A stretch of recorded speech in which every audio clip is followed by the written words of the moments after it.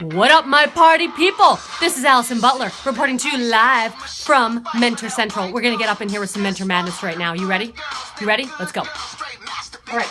I'm here to give you the intel on a couple of things. First, mentor best practices, and also how to spend that first cohort meeting that you're going to be having on Monday. So you got two handouts in front of you. The first one is guidelines for the first cohort meeting. So we're going to start with that. Now, you see there's a top secret message right there on the top of that, right there, okay? If you're distracted by what I'm wearing right now, don't worry, we're gonna get to that. We're gonna get to that, but just stay with me, okay? That top secret message is telling you and reminding you that your cohort doesn't know what the project is that they're gonna be working on yet. And in fact, that is gonna be revealed on Monday night. What? So you cannot say anything. Gotta be top secret about that intel until after the big reveal. Okay, so in that first meeting, you got 45 minutes before the design challenge starts at 10:30. So as it shows you on your handout here, a couple of things that you're going to try to get done. First, you're going to try to do an icebreaker, maybe an improv exercise. Yeah, right? And you're going to make sure that everyone gets a chance to introduce themselves. Then you're going to hit them very briefly with some syllabus highlights and some expectations, very brief on that. You're going to review the commitment statement and everyone's going to sign the commitment poster. Again, starting that design challenge by 10:30. Now, your next important note here reminds you that it's really, really important to fill this time, okay? Because what we don't want is people wrapping up, by, let's say, 10:15, and then we have 15 minutes of dead time, because dead time would be horrible. As it says right here, dead time could lead to disengagement. Yikes. That would be so terrible. So terrible, in fact, that we wrote it right down here so you don't forget it, okay? So if you find yourself with extra time, don't worry. You've got some extra icebreakers right here, and you could just do another one. All right. So I'm not going to be able to go through all these, but luckily there's a part 2 training on Friday before IDEA, and I'll go through some more of it there. But some sample icebreaker activities that you might do. One of them is called 2 Truths and a Lie. So you might have everyone in the group say their name, followed by 3 statements. I tried out for Wheel of Fortune. My cousin works at Bryant. And I have kittens. I raise kittens, Angora kittens, okay? So I give you those 3 phrases, and now maybe the students need to figure out which one of those is a lie. I will tell you later on the Friday before IDEA program which one of those was a lie. Okay, so that's one game you could play. You could keep it a little more straightforward. You could just have everyone say their name and then maybe answer an interesting question like, what's the best day of your life so far? Or others that I put down on this handout. There's also a game called Move Your Butt. It's very hard for me to move my butt in the studio right now. So again, I'm gonna have to keep you waiting on that one until the Friday before IDEA starts. Now what about this improv stuff? We haven't done that other years, right? Okay, here's a couple ideas of why we might wanna use improv. Different than the icebreaker, the improv can actually be a way to get people's minds going as well as building some energy in their bodies as well, and also can start to create that group chemistry. So just a couple of examples here. One thing that you could do is called 5 things. This is a great warm-up in improv. And the way that you do this is everyone is standing in a circle and one person calls out someone's name. Hey, John, tell me 5 pizza toppings, okay? And then John starts to call them out. Pepperoni, and we all go in unison. 1, really loud. Anchovies, 2. Pickles, 3, pineapple, 4, candy canes, 5, okay? So we go through that, and then John is gonna go, hey Sarah, tell me 5 Italian opera singers, go, and then we count out with her. So that's kind of a fun one, can get a little bit silly, that's a great one. Another one to mention is the yes and story. So the yes and story is great because it is an example of using this yes and principle, which is used in improv and actually in design thinking as well. So the way this works is everyone is in a circle, you get some sort of a keyword or a suggestion to start off the story like beach or applesauce or picnic, and then someone would start the story. So they might say, I went on a picnic with my great-grandfather. And then the next person in the circle says, yes, and great-grandma Millie was there too, and she was crying. Yes, and we continue around the story. So that can be a real fun one. Others, but you guessed it, I'll tell you the Friday before the IDEA program starts. Okay, next, syllabus review. 3 key steps here. 1, keep it brief. 2, try to make it fun. And 3, if number 2 is impossible, if you can't make it fun, then refer back to number 1 and definitely keep it brief, okay? So now we get to the fun parts here. The fun parts are what I'm really passionate about, and it relates to what I'm wearing right now. One of the most important things that you can do in the mentor role is to try to create cohort level identity. All right, and the way you can do this is by decorating your classroom. And there's 2 phases of this, right? And you can decorate yourselves. and your classroom. 2 phases. First phase is the general decoration that happens in your classroom, maybe over the weekend, the night before, Sunday night, before IDEA starts up. You make sure now that you don't reveal that top secret information about the project, right? So you might just use colorful tablecloths, balloons, props, things like that, okay?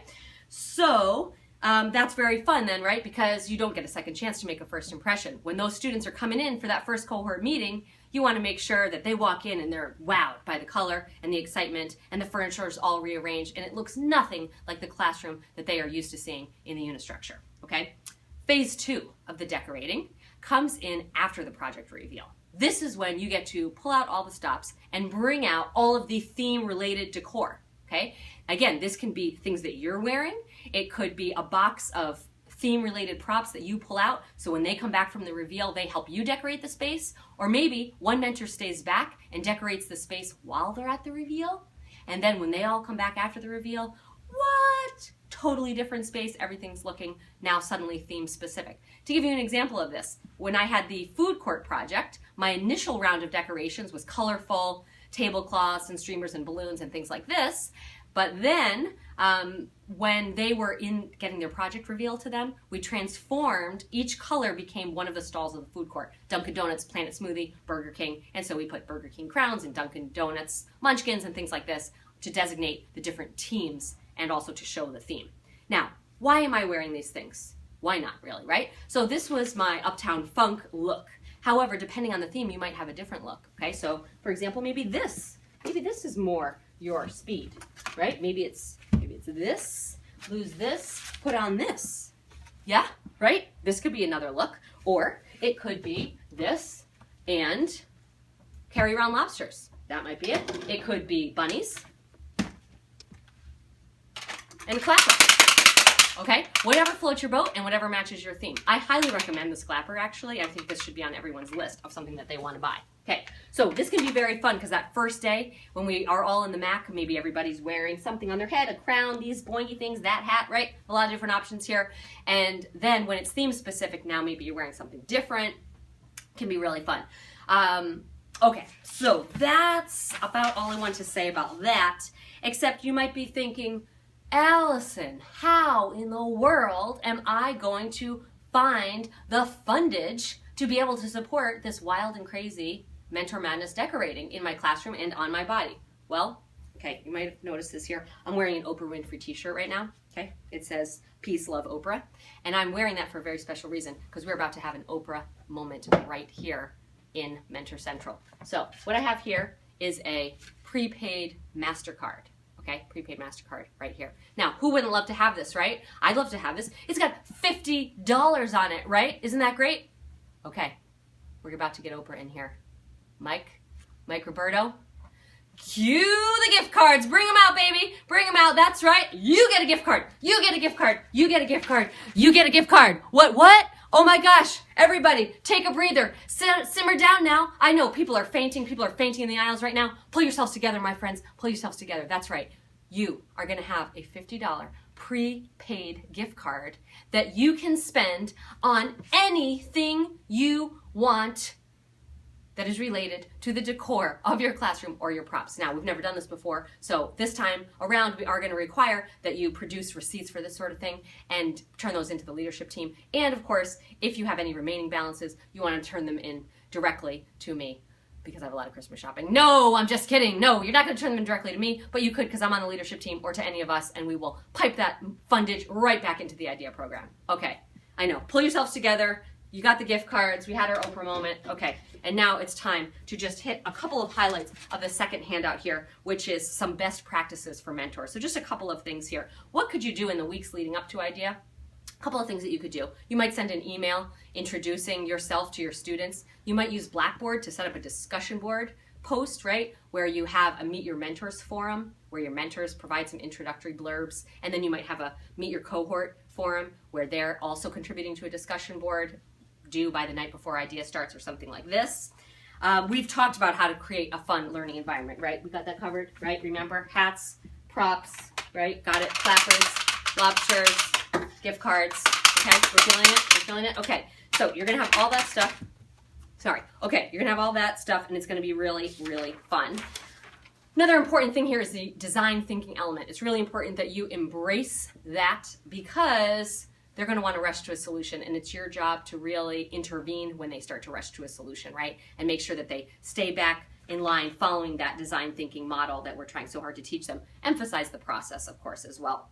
And the last note that I want to end on is thinking about the chemistry in your mentor trio, right? Now, of course, you're going to have instant chemistry by the fact that maybe you're all wearing a lei just like this, or you're all wearing a hat just like this, or something to build unity.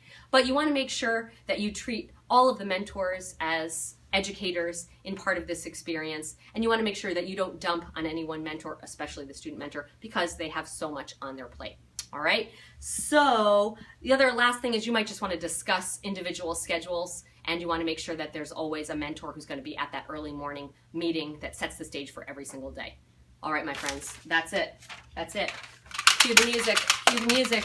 All right, it is time. I am out. I hope you have a wonderful time getting ready, going shopping. All right, I'm out. Reporting to you live from Mentor Central. This is Allison Butler.